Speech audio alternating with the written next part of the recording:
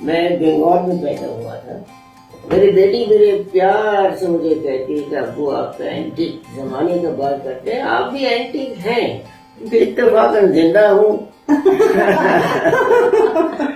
मैं और राबिया आपा और मंसूर आई, हम तीनों ने मिलके एक आर्ट कॉलेज खोला और आर्ट कॉलेज खोलने के बाद जाहिर है कि आर्टिस्ट प्रोड्यूस हुए वहाँ से।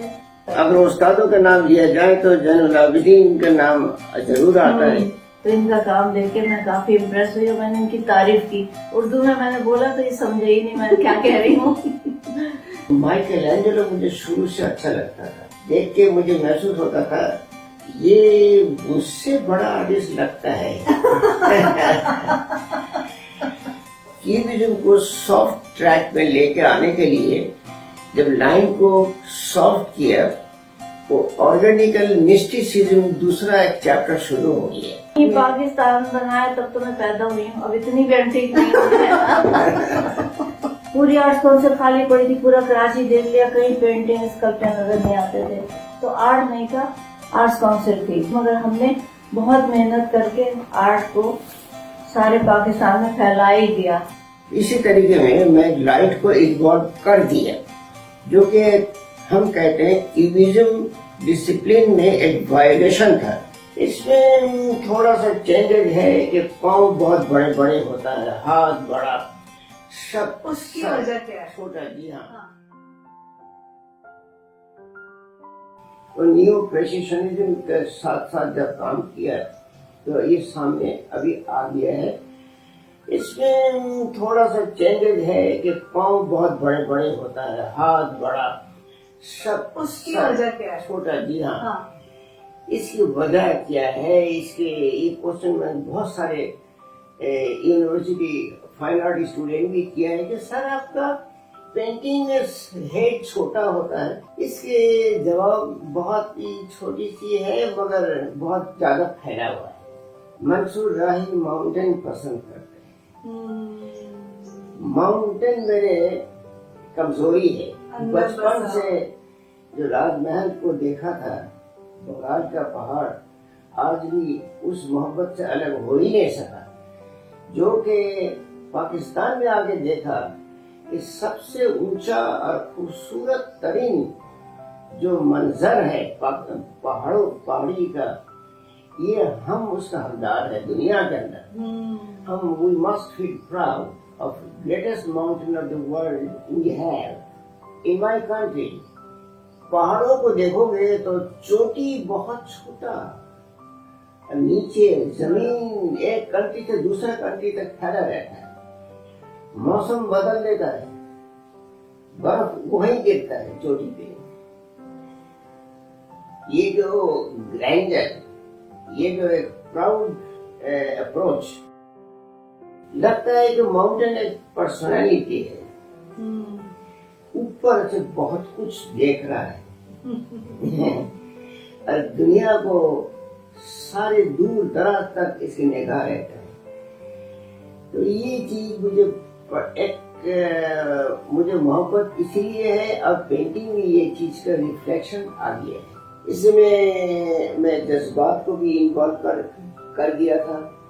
मसलन वर्ल्ड फूड क्राइसिस एक सब्जेक्टिव पेंटिंग है, जो कि मैं काफी बड़ा पैमाने में पेंटिंग तादाद में, वो बहुत दुनिया भर एग्जीबिशन भी हो चुका है। अभी आजकल काम कर रहा हूँ, बीच बीच में वो है तुम्हारा ह्यूमन बीस्ट। इंसान लगता है मगर अंदर से दिल जो है वो जानवर का है। तो इस किस्म का पेंटिंग सब्जेक्ट मेरे स्टूडियो में मौजूद है। आर्ट को तो इतना ज्यादा कोई जब समझेगा कि जब उससे यहाँ पे कुछ लोगों को पैसा या कुछ मौके मिलेंगे जिंदगी गुजारने का, तो हमारे यहाँ पैसे की जुबान समझते हैं। और जिस सब्जेक्ट में जिस उसमें पैसा मिलता है, नौकरी मिलती है, तो उसको लोग जो है अपने बच्चों को चाहते हैं कि ये इंजीनियर बन जाए, डॉक्टर बन जाए। तो हमने उन्हें ये बताने के लिए कि आर्ट में भी पैसा मिल सकता है, जिंदगी बन सकती है, बिगड़ती नहीं है। तो इसके लिए हमने शुरू में जब स्कूल खोला था तो हमारे विजिटर्स आते थे, बहुत हमारी तारीफ करते थे, कहते थे हम आपके इतनी छोटी उम्र में इतना बड़ा काम आप लोग कर रहे हैं, हम आपकी क्या मदद कर सकते हैं। तो मैं खास तौर से ये कहती थी कि आप हमारे स्टूडेंट की पेंटिंग खरीद लें, क्योंकि वो कहते थे अरे अभी तो फर्स्ट ईयर में और पैसे कमा के लेके आ गया। तो ये चीज से बड़ा फर्क पड़ा, हमें बहुत सारे स्टूडेंट मिल जाते थे। 69 में हमने एग्जीबिशन की, शादी के फौरन ही बाद, और आर्ट्स काउंसिल में एग्जीबिशन की, और मैंने पेंटिंग और स्कल्पचर और रिलीफ बना के रखे थे, और 72 पीसेस थे मेरे। और मेरी कोशिश ये थी कि ये सारे बिक जाए और मैं अपना घर कंप्लीट कर लूं, क्योंकि मेरे रिश्तेदारों ने कहा कि ये क्या हुआ, आधे घर बनने में शादी हो गई, क्योंकि अम्मी ने बहुत सारी शर्तें लगा दी थी इनके ऊपर कि अपने माँ बाप को बुला लो, उर्दू सीखो, नौकरी करो और घर बनाओ, तब जाके शादी होगी हाजरा की तुमसे। तो इन्होंने उर्दू भी सीख ली और नौकरी भी कर ली और घर भी बना लिया। नौकरी कहाँ की? ये ऐसे कह दिया था किसी एडवर्टाइजिंग कंपनी वाले से, एक लेटर बना दो। नौकरी तो ये कभी करने वाले थे ही नहीं। अब घर कंप्लीट कराने के लिए जब ये हमने नुमाइश की तो हमने कहा पेंटिंगें बिकनी चाहिए, तो हमने अपना एक कार्ड डायरेक्टरी में से देख के, एड्रेसेस देख देख के सबको भेज दिया पूरे कराची में। रात को बैठ बैठ के लिखे सारे एड्रेसेस। अच्छा, वो एग्जीबिशन जब हुई ना तो उसी साल टीवी भी आया था।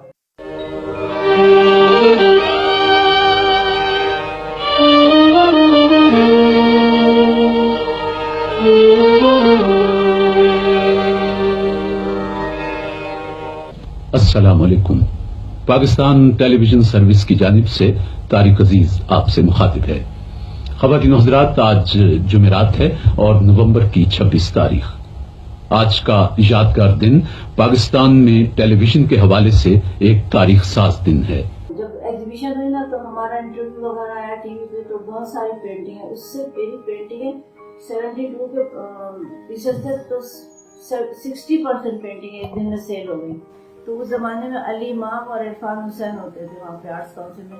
वो दोनों आए, बोले कि ये कौन लोग खरीद रहे इतनी पेंटिंग, जबकि वो जमाना था कि 300 की 200 की पेंटिंग होती थी, और अगर कोई एक पेंटिंग बिक जाती थी तो मिठाई बढ़ जाती थी, सब बड़े खुश होते थे भाई पेंटिंग बिक गई।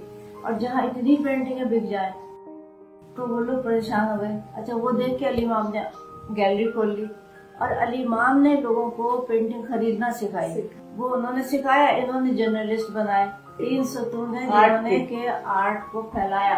देखें, पहली बात तो ये कि हमारी शादी आर्ट की बुनियाद पे हुई है ना। हमारा मकसद भी यही था कि हम दोनों दोस्त रहेंगे और मतलब घर घर नहीं खेलेंगे। अच्छा। हाँ, अब ये हुआ कि जब हमारी सास और हमारे और अम्मी वगैरह ने कहा कि भाई ये क्या है कि बगैर बच्चों के कब तक घूमोगे तुम, तुम्हारी यहाँ बेटी पैदा हुई काफी अरसे बाद।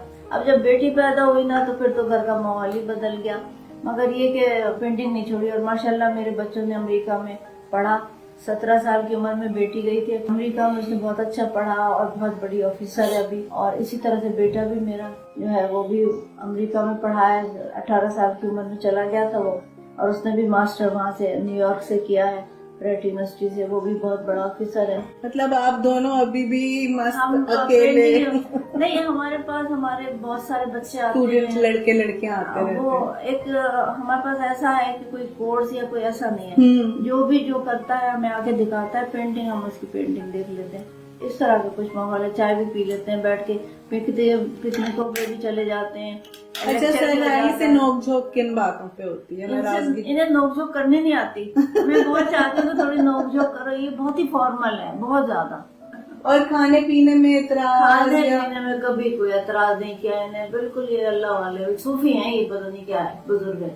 हाँ, अच्छा, ये होता था कि हम दोनों घूमने फिरने के सब बहुत शौकीन है। हम लोग काफी घूमते फिरते हैं, और पेंटिंग हमने अपने लाइफ का वो टाइम टेबल सा बनाया हुआ है। सुबह उठते हैं, अपने ये एक्सरसाइज करते हैं, मैं वॉक करती हूँ, फिर इस तरह से नाश्ता ये बनाते हैं, मैं नाश्ता कर ले, उसके बाद दोनों स्टूडियो चले जाते हैं। अच्छा, मुझे बताएं कि आपको राही साहब की सपोर्ट रही सारी जिंदगी। हाँ। क्या औरत के लिए मर्द की सपोर्ट जरूरी है? क्या वो अकेले सरवाइव कर सकती है? देखिए, अकेले सरवाइव तो कर सकती है अगर हमारा माशरा सही हो। ये माशरा जो है ना, ये अकेली औरत को रहने नहीं देता, प्रॉब्लम क्रिएट कर देता है। खास तौर पे आप गाड़ी चला के देखें रास्ते में, अच्छा औरत चला रही होगी इसलिए गलत। हाँ, ये बात है ना, तंग करते हैं ना मर्द ही तंग करते हैं, फिर मर्द ही की सपोर्ट चाहिए होती है। मैं कहता हूँ बिल्कुल कर सकता है, मगर उसके लिए इंटेलिजेंट ट्रैकिंग चाहिए। अगर ठीक ठाक ट्रैक करके हमारा पास मौजूद है मिसालें, बहुत सारे मेरे अपने स्टूडेंट बहुत सारे अनमैरिड है और बेहतरीन जिंदगी गुजर रहा है, कोई प्रॉब्लम नहीं हो रहा है। तो एक of course it is a very difficult track. नहीं, दरअसल बात क्या है कि शौहर जो है वो जरूर हेल्प करता है बीवी की, मगर बीवी के ऊपर बोझ डाल देता है, बच्चे भी तुम पालो और मियाँ के जो है ना सारे खिदमत भी तुम करो, औरत के ऊपर काम के नंबर वर्क ज्यादा हो जाता है। खासकर आर्टिस्ट लड़की को अपने सोचने के लिए, अपनी पेंटिंग बनाने के लिए बहुत वक्त चाहिए, जिसमें से ज्यादातर वक्त जो है वो घर के घर और बच्चों में निकल जाता है वक्त। तो इसलिए आर्टिस्ट लड़कियां ज्यादा आगे तक पहुंच नहीं पाती। पाती। बहुत सी लड़कियां जो है ज्यादा क्रेजी होती हैं आर्ट के लिए, तो लड़ाई करके अलग ही हो जाती हैं। सारी जिंदगी मुझे खाना पकाने नहीं दिया इन्होंने, कहा कि नहीं पेंटिंग बनाओगी, बल्कि मेरी जो अम्मा है ना उन्होंने कहा भाई आओ किचन में आओ, तो इन्होंने साफ कह दिया था कि हाजरा नहीं जाएगी। हाजरा नहीं, इन्होंने ये कहा कि बंगाल में तो बहुत, ढाका में बहुत लड़कियां थी खाना पकाने वाली हैं, मैंने तो किसी से शादी इसलिए नहीं की। हाँ, मुझे तो एक आर्टिस्ट लड़की से शादी किया, तो ये तो हाजरा तो पेंटिंग बनाएगी, हाजरा खाना नहीं पकाएगी। खाना कुछ नहीं आता, मगर ये हम हर चीज मिक्स मीडिया में कर लेते हैं ना, खुद ब खुद पका लेते हैं, हर चीज मिक्स मीडिया में खाना। हाँ, दावत भी कर देते हैं, बहुत मजे की खाने पक जाते हैं। तो वो है ना, एक माइंड होता है ना, तो कुछ भी क्रिएट कर लो खाना पकाने में।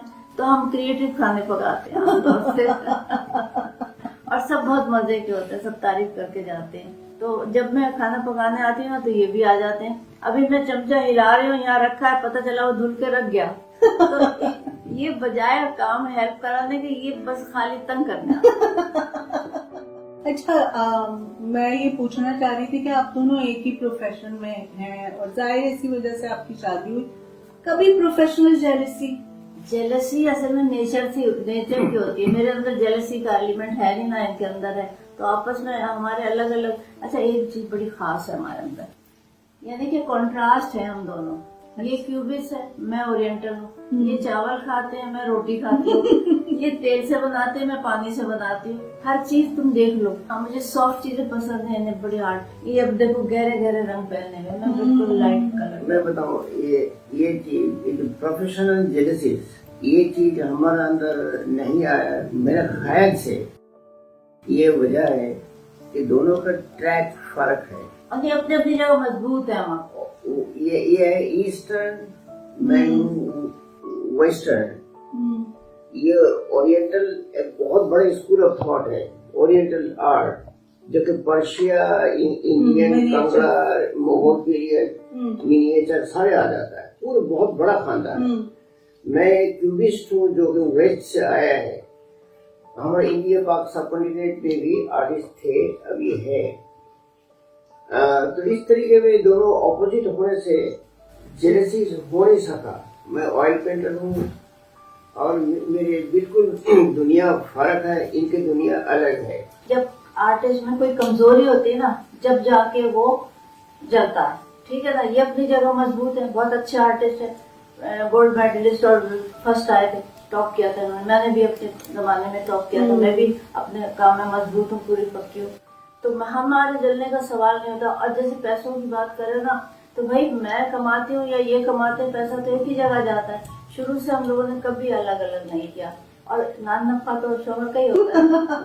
अगर ये ज्यादा पैसे कमाते तो मैं ज्यादा खुश हो जाती। अच्छा, अब क्या हुआ, हमने आर्टिस्ट तो बना दिए, मगर कैसा आर्टिस्ट बना है जो कि सिर्फ बेचने के पीछे लगा हुआ है। गैलरियां खुल गई, उन्होंने कहा अच्छा इसमें बहुत पैसा है, तो जाहिल लोग, बिल्कुल जाहिल लोग, जिन्हें जो कि साइन बोर्ड पेंटर और ये वो सारे इस फील्ड आर्टिस्ट अपने, हाँ सब आर्टिस्ट आ गए, और उन्हें पता ही नहीं एक्चुअली पेंटिंग होती क्या है। दरअसल देखें, अगर हम पेंटिंग की कैटेगरी देखें, पेंटिंग एक तो होती है कॉपी, जो कि हमारे सारे डिपार्टमेंट, फाइन आर्ट और जितने भी एमसी वगैरह जितने हैं, यहाँ कॉपी आर्ट होता है। कॉपी आर्ट हो रहा है, सिखाया जा रहा है, उन्हें ये नहीं बताया जा रहा है कि इसके बाद क्या करना है। कॉपी करो सिर्फ सीखने के लिए। अब आप सारी जिंदगी पोर्ट्रेट और लैंडस्केप कॉपी करते चले जा रहे हो।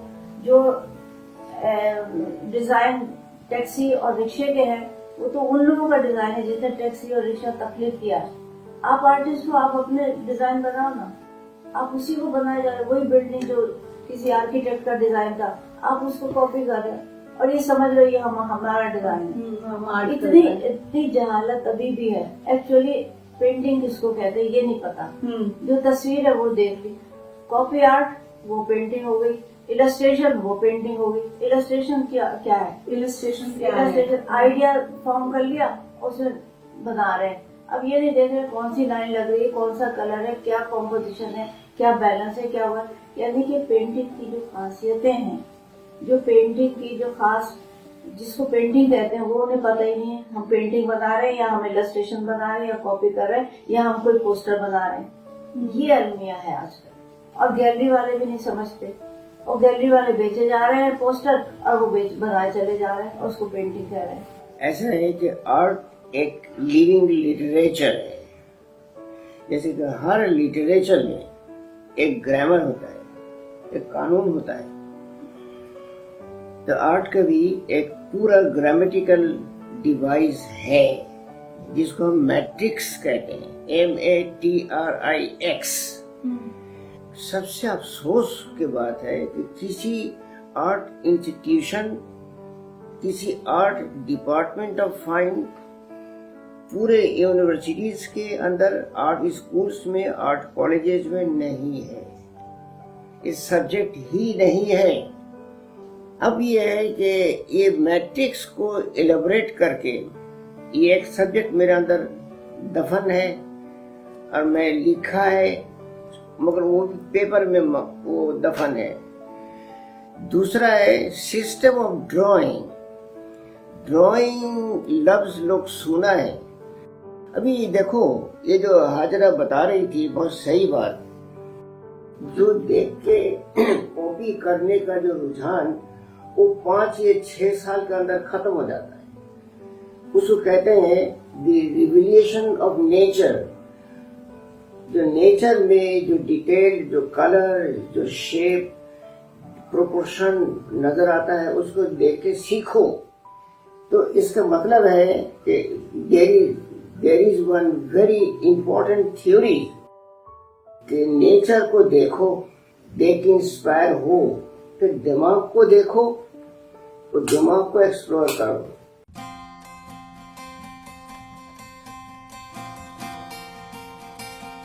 पेंटिंग खुद बता देगा इन्हें कि painting turn into the signature of the painter. जो खरीदार बैठे हुए गैलरी वाले, ये सारे लोग मिलके डिस्ट्रैक्ट कर रहा है, डिस्करेज कर रहा है। अगर इन सब चीजों के, सारी चीजों को हम यकजा करके कोई शाहकार बना के दिखाएं, कोई चीज पेश करना चाहते हैं, तो वो इंस्टॉलेशन है। हमारा यहाँ लॉजिक को समझ के, ग्रामर को समझ के अगर काम करें, इनके अंदर टैलेंट बहुत ज्यादा है। आर्ट फॉर स्टडी और आर्ट फॉर पेंटिंग अलग चीज है, दोनों दुनिया अलग है। दरअसल कॉलेज में और डिपार्टमेंट का उनके उस्तादों को भी नहीं पता कि पेंटिंग हम क्या सिखाएं, पेंटिंग किसको कहते हैं, एलिमेंट्स क्या हैं, आर्ट की ग्रामर क्या है, आर्ट लैंग्वेज क्या है। ताकत है डेप्थ, ताकत है लाइट, ताकत है टेक्सचर, ताकत है ब्राइट कलर। ना दो साइज के हिसाब से पेंटिंग दिख रही है। और एक आर्टिस्ट के लिए एक ठप्पा लगा दिया कि इसकी पेंटिंग 10,000 की है, इसकी पेंटिंग 3 लाख की है, इसकी पेंटिंग 5 लाख की है। जज्बात ना हो, स्टोरी ना हो, उसमें कोई बड़ी तखय्युल लेके, कोई कहानी लेके शुरू ना करो। सही। कानून पहले से क्या तोड़ने की कोशिश करो, कानून पहले सीख लो। तो कानून सीखे बगैर कानून तोड़ने की कोशिश ना करो बेटे। बड़े फनकार बनने के लिए आपको तख्लीक करने पड़ेगा।